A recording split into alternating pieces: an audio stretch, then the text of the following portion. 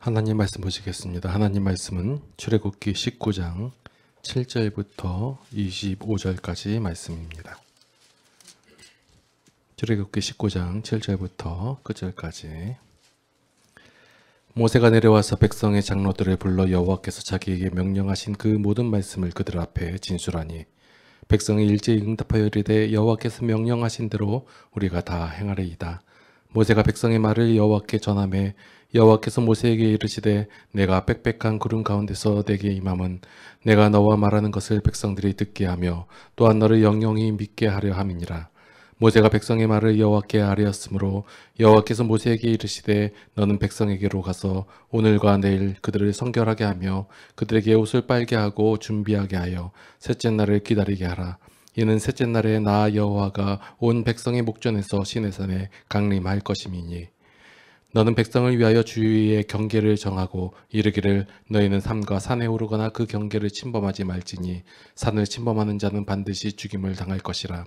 그런 자에게는 손을 대지 말고 돌로 쳐 죽이거나 화살로 쏘아 죽여야 하리니 짐승이나 사람을 막론하고 살아남지 못하게 하고 나팔을 길게 불거든 산 앞에 이를 것이니라 하라. 모세가 산에서 내려와 백성에게 이르러 백성을 성결하게 하니 그들이 자기 옷을 빨더라. 모세가 백성에게 이르되 준비하여 셋째 날을 기다리고 여인을 가까이 하지 말라 하니라. 셋째 날 아침에 우레와 번개와 빽빽한 구름이 산 위에 있고 나팔 소리가 매우 크게 들리니 진중에 있는 모든 백성이 다 떨더라. 모세가 하나님을 맞이려고 백성을 거느리고 진에서 나오매 그들이 산 기슭에 서 있는데 시내산의 연기가 자욱하니 여호와께서 불 가운데서 거기 강림하심이라. 그 연기가 옹기카마 연기같이 떠오르고 온 산이 크게 진동하며 나팔 소리가 점점 커질 때 모세가 말한즉 하나님의 음성으로 대답하시더라. 여호와께서 시내산 곧 그 산 꼭대기에 강림하시고 모세를 그리로 부르시니 모세가 올라가매 여호와께서 모세에게 이르시되 내려가서 백성을 경고하라. 백성이 밀고 들어와 나 여호와께로 와서 보려고 하다가 많이 죽을까 하노라. 또 여호와께 가까이 하는 제사장들에게 그 몸을 성결히 하게 하라. 나 여호와가 그들을 칠까 하노라. 모세가 여호와께 아뢰되 주께서 우리에게 명령하여 이르시기를 산 주위에 경계를 세워 산을 거룩하게 하라 하셨사온즉 백성이 시내산에 오르지 못하리이다. 여호와께서 그에게 이르시되 가라 너는 내려가서 아론과 함께 올라오고 제사장들과 백성에게는 경계를 넘어 나 여호와께로 올라오지 못하게 하라. 내가 그들을 칠까 하노라. 모세가 백성에게 내려가서 그들에게 알리니라. 아멘. 오늘 본문 말씀은 흔히들 말하는 시내산 계약의 그 도입부 분이 될 수 있습니다. 20장 말씀부터 10계명에 대해서 여러 가지 계명에 대해서 하나님께서 말씀하시는데 그 바로 전에 이제 환경과 배경에 대해서 말씀하고 있습니다. 자, 사람들 아니면 성도들의 흔한 착각 중에 하나가 뭐냐면 하나님께서 세우신 기준을 지키고 그에 대한 명령을 따른다면 이제 하나님과의 관계가 성립이 되어서 하나님으로부터 내가 복을 받고 그렇지 못하고 그 기준을 지키지 않고 명령을 따르지 않으면 벌을 받는다라고 생각을 하는 거예요. 일반적인 생각들이에요.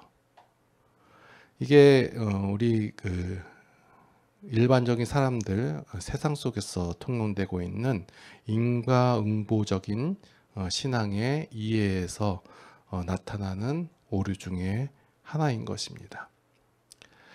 목사님 그게 뭐가 잘못됐습니까? 말씀을 읽어보니까 하나님께서 지금 이렇게 얘기하고 지금 명령을 따르고 계명을 준수하고 그러면 하나님께서 우리에게 복을 주시고 그렇지 못하면 벌을 때린다고 하지 않았습니까?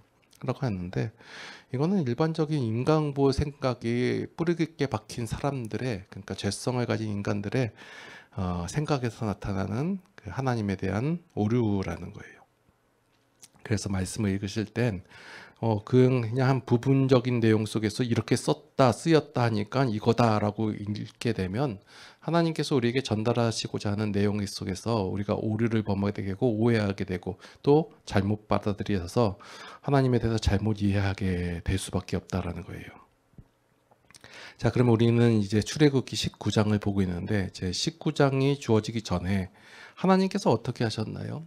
먼저 이스라엘 백성들에게 명령을 내리시고 아니면 기준을 정하여 주시고 그대로 따르면 너가 내 백성이 되겠다라고 하셨나요? 아니면 아무 생각도 없는 이스라엘에게 그냥 하나님께서 나타나셔가지고 너는 내 백성이다라고 선포하셨나요?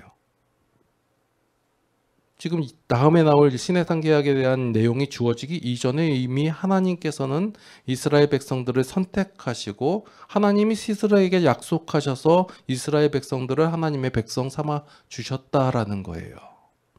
분명히 앞에서부터 충분히 이렇게 설명이 되어지고 이렇게 진행해 나왔는데 갑자기 19장 내용 속에서 읽어보고 하나님께서는 그 명령을 수행하는 자들, 나중에 보니까 20장 이후 보니까 굉장히 힘들어하는 내용들 나오거든요. 오늘 성경 통독에서 읽었듯이 보면 아주 어려운 내용들이 있어요.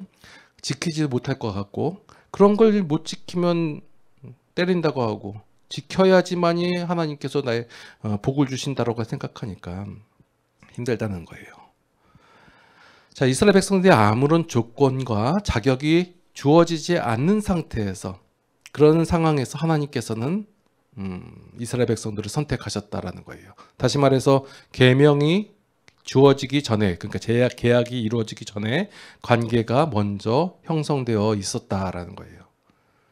하나님께서 선택하신 이후에 계명을 주셨다라는 것은 이 뒤에 나오는 이제 십계명이나 대표적으로 나오는 십계명, 이것은 관계가 이것을 지켜야지만이 관계가 형성되는 법이 아니라 관계가 형성되었기에 주어지는 법이다라는 거예요.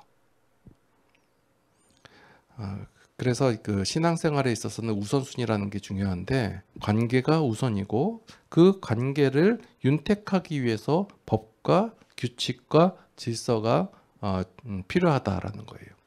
그러니까 하나님과 여러분과의 관계가 우선적으로 되어 있기 때문에 관계가 형성된 여러분들에게 이렇게 해야지 신앙을 올바르게 따라갈 것이고 하나님에 대해서 오해가 없을 것이고 그러면 신앙에 있어서 힘듦이 없을 것이다 라고 주어지는 것이 법과 규칙이고 이 뒤에 나오는 내용들이다라는 거예요.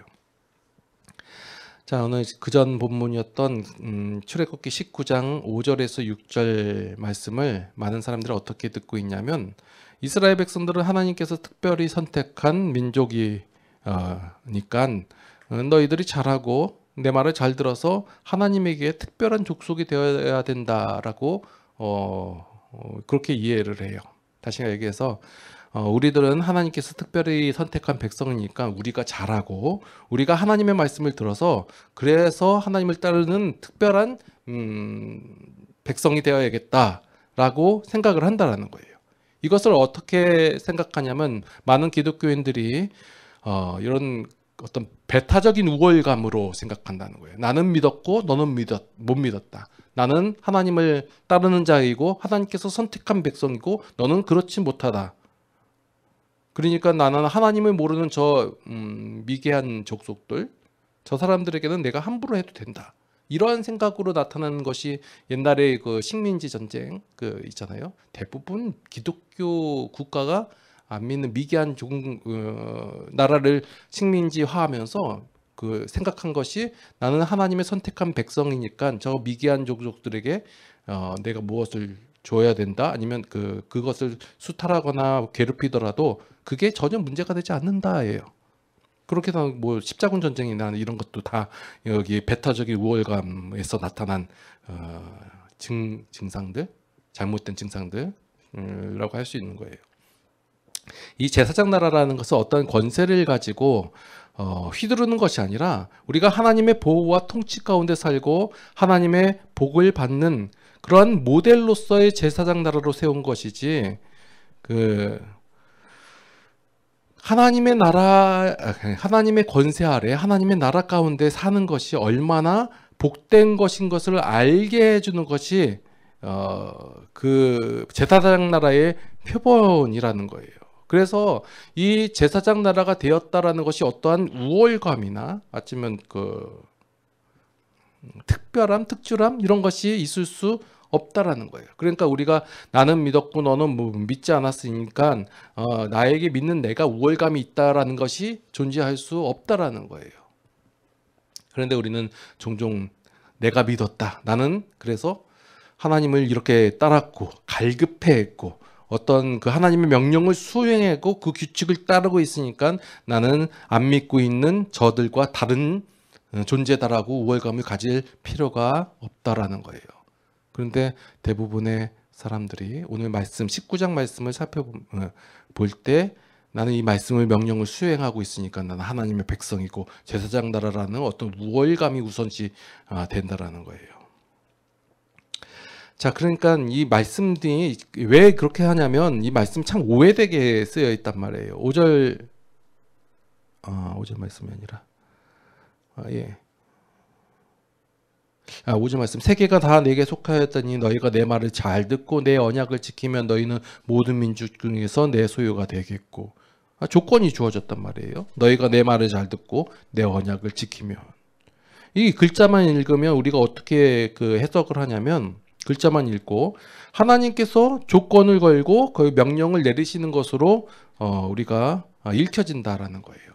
그래서 많은 분들이 봐라 성경에 이렇게 써 있지 않냐. 그러니까 너희들은 하나님의 말씀을 잘 듣고 그 명령을 수행해야지만이 하나님의 백성이 되고 하나님의 소유가 된다라고 얘기한단 말이에요. 자, 그러면 그래서 우리가 성경을 처음부터 끝까지 읽어야 되는 이유가 앞에서 하나님까지 그러니까 지금까지 하나님께서 인간과 관계를 맺고 언약을 맺을 때 그 언약을 지켜야 할 대상이 인간이었냐 하나님이었냐 이것을 한번 먼저 살펴볼 필요가 있어요. 자, 창세기 9장에 보면 노아 얘기가 나오거든요. 노아가 하여간 홍수 끝나고 나서 이제 나와서 하나님께서 무지개를 딱 걸어 놓으시면서 다시는 물로 심판을 하지 않겠다라고 하시면서 그 무지개를 누가 보라고 되냐면 인간이 보라고 하는 게 아니라 그 무지개를 하나님께서 보고 기억한다라고 했어요. 그럼 그 언약을 지킬 대상이 누구예요? 하나님께서 그 언약을 지킬 대상이라는 거예요. 또 창세기 15장에 보면 아브라함이 나오는데 그 아브라함에게 무슨 얘기냐면 그 재물을 쪼개가지고 그 가운데를 지켜나가면서 그 아브라함과의 계약 장면이 나오거든요. 그 하나님께서 그 재물 사이를 지나가면서 내가 이것을 지키지 못할 때는 그렇게 쪼개진 것처럼 된다 이 얘기를 하는 거예요. 그 계약이 뭐냐면 그 계약을 지킬 당사자가 바로 인간이 아니라 하나님이라는 거예요. 하나님과 인간과의 지금까지에서 언약이 있고 계약이 있을 때 그 계약을 말하면서 그 계약을 수행하는 자가 바로 하나님이지 우리 인간들이 아니다라는 거예요. 지금까지 하나님께서 계약과 언약을 그렇게 지키셨단 말이에요. 그런데 갑자기 출애굽기 와가지고 야 니들이 내 말 듣고 명령을 지켜야지만이 내가 니들을 내 백성 삼을 것이고 안 그러면 죽여버리고 이런 얘기가 아니다라는 거예요. 그래서 우리가 하나님의 가치나 하나님의 원리, 하나님의 속성을 바로 알아야 그 하나님께서 말씀하시는 이 내용들을 바르게 이해할 수 있다라는 거예요. 우리가 지금 어떤 조건 같고 명령 같아 보이는 이런 것들이 보면 하나님께서 우리에게 주시는 선포라는 거예요. 이 선포라는 것은 뭐냐면 하나님께서 내가 이렇게 하겠다라는 선언이에요. 그러니까 말씀을 다시 한번 읽어보면 내 말을 잘 듣고 언약을 지키면 그제서야 내 소유가 된 게 아니라 너희가 내 소유이니 너희가 내 말을 듣고 따라갈 수 있게끔 내가 그렇게 하겠다라는 선언이시지 해야지만이 그제서야 하나님께서 위에서 보고 골라가지고 하니까 이런 말씀을 하나님께서 고르는 내용으로 이해를 하니까 지금 내가 잘하고 하나님의 말씀을 잘 따라야지만이 내가 복을 받고 그렇지 못하면 벌을 받는다. 지금 나는 복을 받고 있으니까 나는 하나님의 말씀을 따르고 제 벌 받고 있으니까 하나님 말씀을 따르지 않았다. 그러니 저 사람과 나는 다른 존재다. 그러니까 나는 저보다 우월하다. 이러한 생각들이 여기서 시작된다는 거예요. 그래서 기독교인들이 많이 보면 잘 돼야지만이 되는 그런 강박증이 있어요. 내가 잘 되고 내가 세상에서 잘 나가고 그래야지 이게 증거가 뭐예요? 내가 하나님의 말씀을 따라가고 있다는 증거로 보인다는 거예요. 내 인생이 잘 펴져 있고 내가 건강하고 내가 아니면 내 자식들까지 다 잘 돼야지. 그 증거가 뭐냐? 내가 하나님의 말씀을 잘 따르고 하나님 말씀에 순종하고 그 계명대로 계약대로 내가 살고 있다라는 증거지 아니야. 그래서 나는 기독교인들은 잘 돼야 된다라고 생각하고 있는 오류에 빠져 있는 거예요. 그러면 이게 어떻게 돼 있냐면 내가 뭔가 그 삶 속에서 힘듦이 있고 어려움이 있고 아니면 잘못된 그런 게 나오면 내가 저 사람들이 보기에 내가 하나님의 말씀을 안 따르고 있고 순종하지 않고 그러고 있구나라고 생각한다라는 거예요. 제가 말씀드리는 이 내용이 뭔지 알겠어요? 그러니까 많은 기독교인 성도들이 갖고 있는 오류가 이거예요. 하나님의 말씀을 잘못 이해하니까 하나님의 말씀대로 살아야지만이 나타나는 결과들, 내가 지금 그 결과들을 못 이루고 있으니까 나는 못 지켜, 이렇게 나오든지, 아니면 나는 잘 살고 있으니까 나는 계명대로 따라했고 말씀을 잘 따르고 있고 복을 받은 존재, 나는 그렇지 못한 저들과는 다른 우월한 존재, 이렇게 생각해버린다라는 거예요. 지금 말씀의 내용은 하나님께서 우리에게 조건을 내세운 것이 아니라 하나님께서 선포하신 거예요. 선포라는 게 뭐예요? 하나님께서 하시겠다는 선언이지. 그래서 우리가 이것이 계약이냐 아니면 조건이냐 아니면 결과, 선포이냐 라고 이것을 구분할 수 있는 것이 뭐냐면 어떤 결과를 보면 그것이 조건인지 선포인지 알 수 있다는 거예요. 결과적으로 이스라엘 백성들이 제사장 나라와 거룩하니 백성이 되었잖아요. 이미 이스라엘은 그 하나님의 거룩한 백성이 되었고 제사장 나라가 되었다라는 거예요. 그런데 그렇게 된 것이 이스라엘 백성들이 하나님의 말씀을 잘 듣고 언약을 지켰기 때문에 그렇게 됐나요? 아니에요. 죽어라고 말은 안 들었어요. 출애굽 해가지고 나오는 족족 계속 불평불만하고 하나님 우리 언제든지 집 사가지고 다시 돌아갈 생각을 하고 하나님께서 말씀하신 내용을 죽어라고 안 따랐단 말이에요. 그런데도 제사장 나라가 되었고 거룩한 백성이 되었어요. 그렇다고 해서 이스라엘 백성들의 그러한 것이 취소가 되었거나 삭제가 되지 않았다라는 거예요. 나중에 보면 이 신명기 나중에 하나님께서 계약하신 명령하신 이 내용들을 이스라엘 백성들이 죽어라고 안 들어요. 그렇다고 해가지고 이스라엘 백성들이 제사장 나라가 된 것이 취소가 되었나요? 삭제가 되었나요? 아니면 도로 물렸나요? 안 그랬단 말이에요.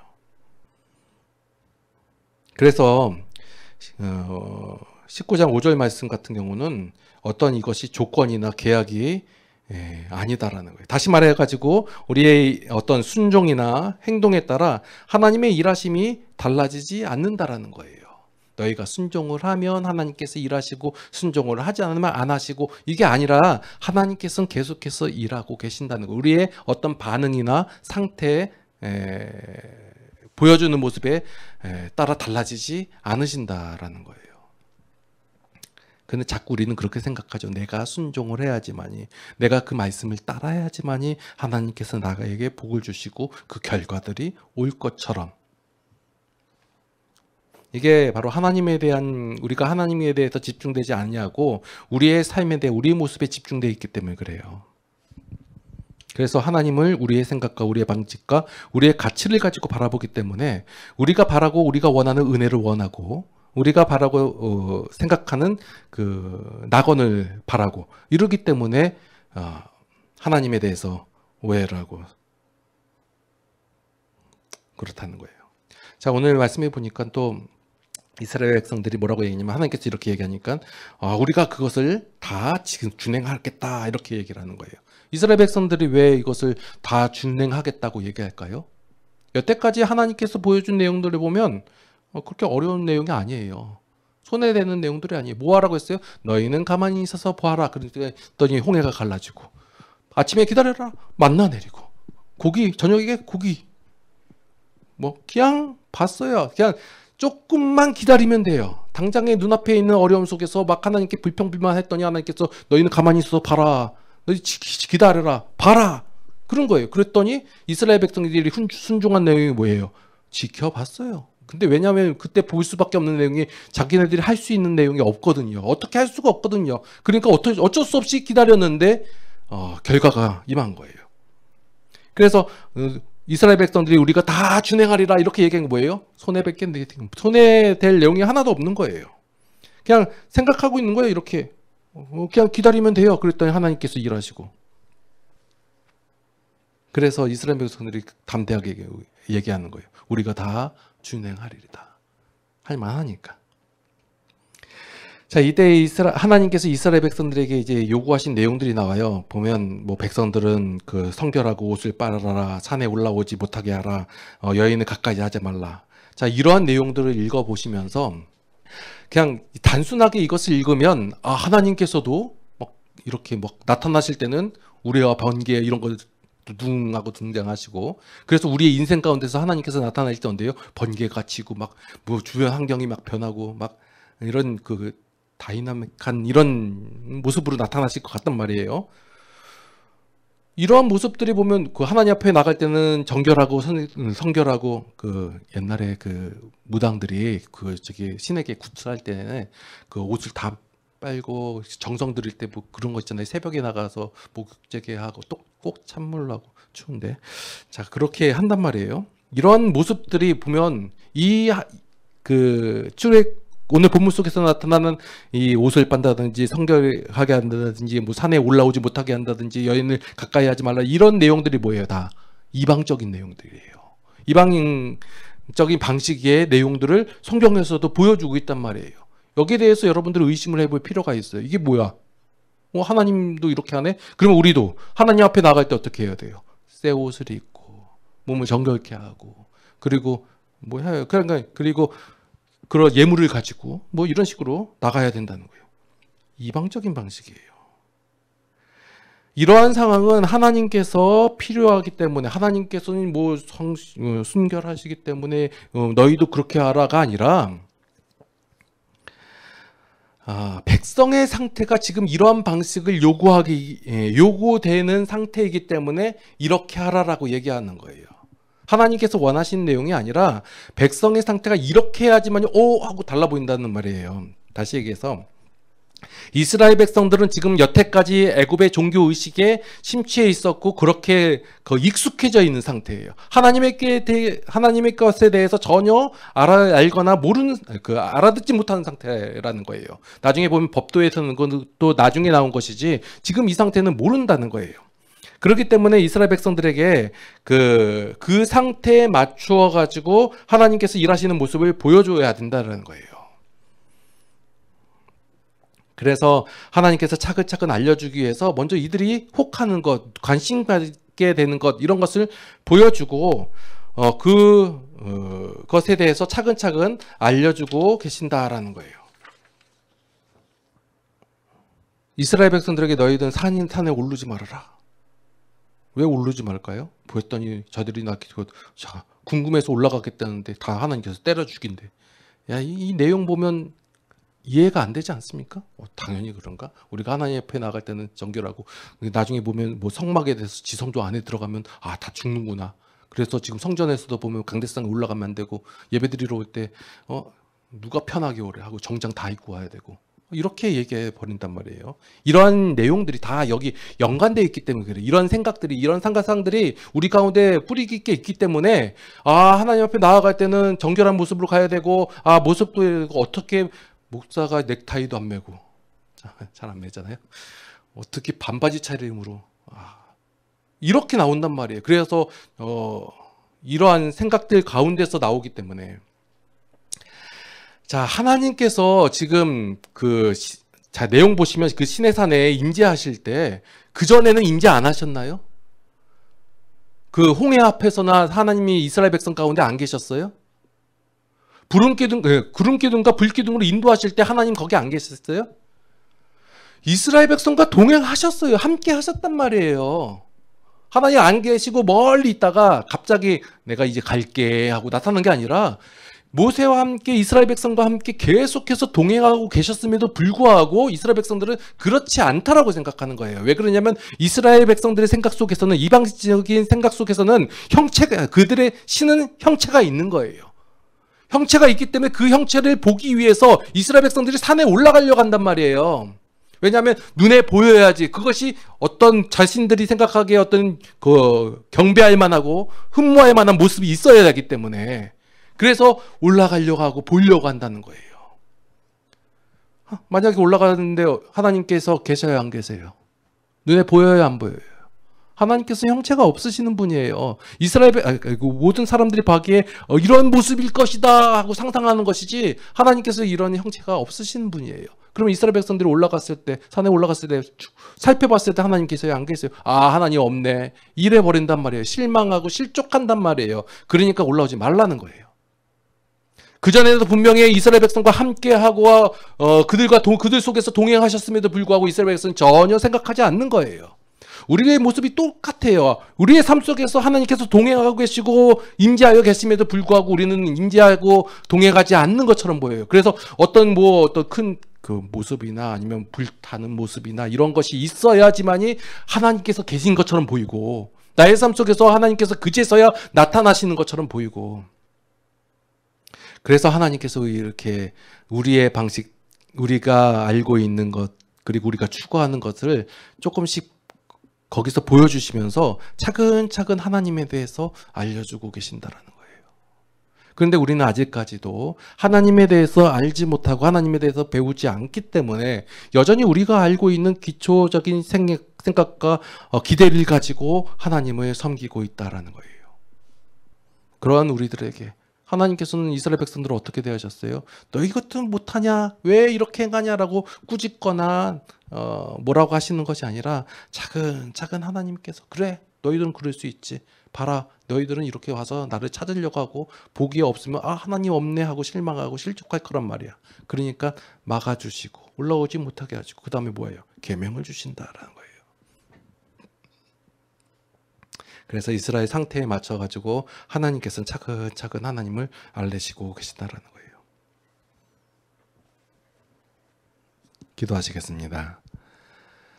하나님 참 저희들은 하나님에 대해서 잘 모릅니다. 하나님 참 이럴 것 같고 하나님의 모습 저럴 것 같고 우리의 생각과 우리의 판단대로만 생각을 합니다.